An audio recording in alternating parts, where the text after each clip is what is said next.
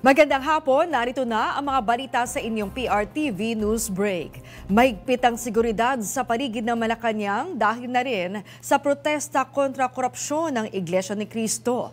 Alamin natin ang huling sitwasyon doon. Live si Christian Bascones sa Mendiola sa Maynila. Christian.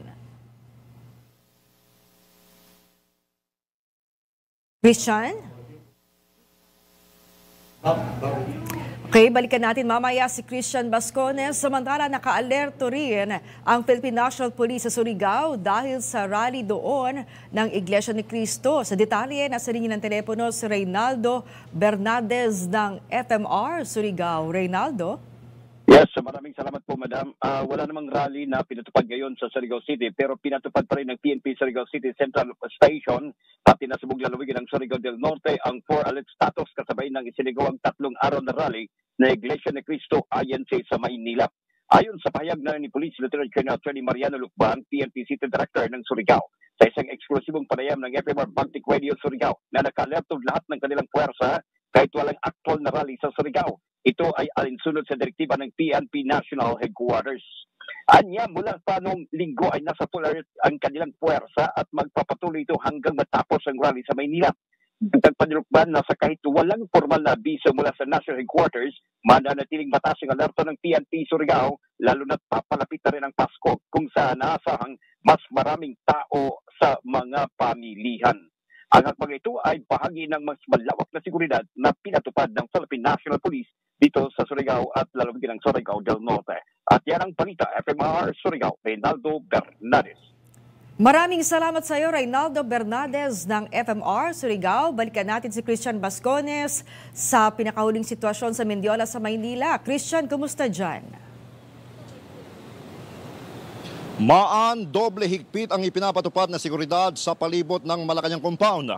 Ito ay kasabay ng mga isinasagawang kilos protesta ng libo-libong mga rallyista sa Metro Manila na nagsimula pa yan kahapon. Nananatiling sarado ang bahagi ng Mendiola Street at mga kalsadang malapit sa Malacanang Palace. Kahit wala pang anumang demonstrasyon sa lugar, sarado na ang kalsada papasok ng palasyo dahil sa mga concrete at steel barriers na may razor wire sa ibabaw. May mga nakapwesto ring mga police vehicle, fire trucks at ambulansya sa interseksyon para sa mga posibleng emergency. Siniguro rin ng mga otoridad na walang makakalusot sa mga kalye sa loob ng 3 kilometro mula sa Malacanang at may mga container vans na nakaharang sa ilang daan. May police tents naman na itinayo sa Legarda Street at may ilang team ng mga police na naka-riot gear ang idineploy sa lugar. Bagamat pinapayagan ang mga pedestrian na dumaan sa iilang kalye pero bawal ang lahat ng uri ng pribadong sasakyan na pumasok. Sa kabila ng mahigpit na seguridad, bukas pa rin ang mga kainan at mga business establishments sa paligid.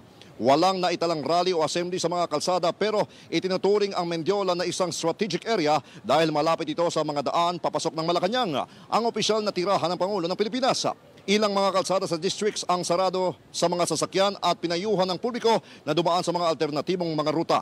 Kabilang dito ang CM Recto Street mula M. Reyes hanggang Mendiola, Figueras hanggang San Rafael Street, Ayala Bridge at ang eastbound lane ng Ayala Boulevard mula sa San Marcelino hanggang Romualdez Street. May team mula sa Commission on Human Rights naman ang nasa lugar para mag-observe ng sitwasyon at masigurong walang hindi inaasang insidente na mangyayari. Kahit may mga kalsadang nakasarado ngayon o nakasara, may mga tauhan din ng lokal na pamahalaan ang nagpapatupad ng mahigpit na seguridad para mapanatili ang kayusan ng daloy ng trapiko sa mga alternatibong ruta na itinalaga ng LGU. Samantala, kung makikita nyo sa likuran ko, ito yung bahagi ng Mendiola na pinilit pasukin ng mga rallyista noong September 21 during trillion peso march o anti-corruption rally. Pero ngayon, bantay sarado ito at walang makakalusot kahit na sino man. Kanina may nakausap rin tayong isang rallyista.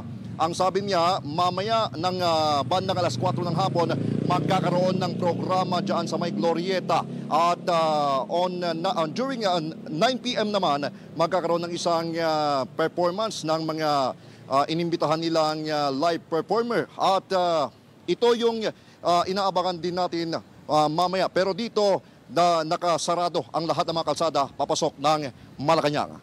Yan muna ang latest mula dito. Balik sa iyo, Maan. Maraming salamat sa iyo, Christian Bascones, nag-uulat live mula sa Mendiola sa Maynila. Samantala naghayag ng pagdududa si Senador Win Gatchalian sa pahayag ni dating ako, Bicol Representative Zaldico, kaugnay sa 100 billion pesos na insertion umano ni Pangulong Ferdinand R. Marcos Jr. sa 2025 national budget ng Bicameral Conference Committee deliberations. Sinabi ni Gatchalian na ang National Expenditure Program o yung tinatawag na NEP na official budget proposal ng Malacanang ay inihahanda ng executive branch ilang buwan bago ito ibigay sa Kamara. Ayon pa sa Senador, ang pagpapapasok ng tinatawag na major changes sa BICAM stage ay makasisira sa internal balance spending plan.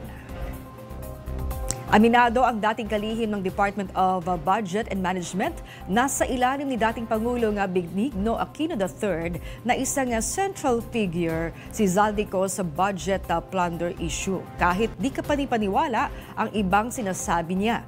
Ayon kay Attorney Florencio Abad, batid niko ang mga nangyari sa pondo noong 2023 hanggang 2025 bago siya matanggal bilang chairman ng Committee on Appropriations ng Kamara.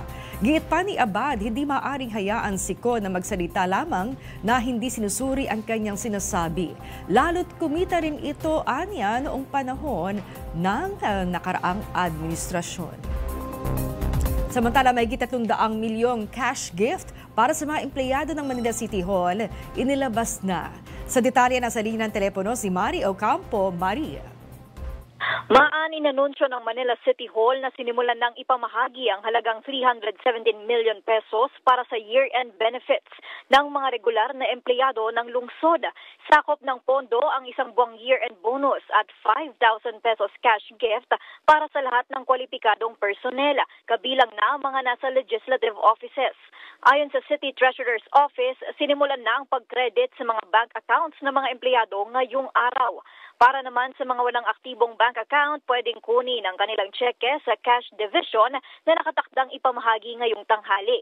Pinagsikapan ng City Hall na mapalabas sa oras ang pondo sa kabila ng hamon sa pananalapi ng lungsod at ipinagpasalamat ang disiplina sa paggastos na ipinatupad ng iba't ibang departamento. Umiikot ang City Hall staff sa paghahanda para sa inaasahang pagdagsa ng mga residente sa mga susunod na linggo. Kaya hinimok ang lahat na magpakita ng pasensya at maayos na serbisyo sa publiko. At yan muna ang ulatmaan. Ako, si Mario Campo ng PRTV News. Nagseserbisyo para sa Pilipino. Mukhang merry na ang Christmas na ating mga empleyado sa Manila City Hall. Maraming salamat sa iyo, Mario Campo. At yan ang mabalitang nakalap ng inyong PRTV News Break. Live kami sa Free-to-Air, Beam Channel 31, Signal Channel 31 at sa YouTube. Tumutok din sa aming social media accounts sa Instagram, Facebook at TikTok sa @PRTV Prime Media. Abangan ang mas komprehensibong balitaan sa Arangkada Balita mamayang 5:30 ng hapon. Ako po si Maan Macapagal. Magandang hapon.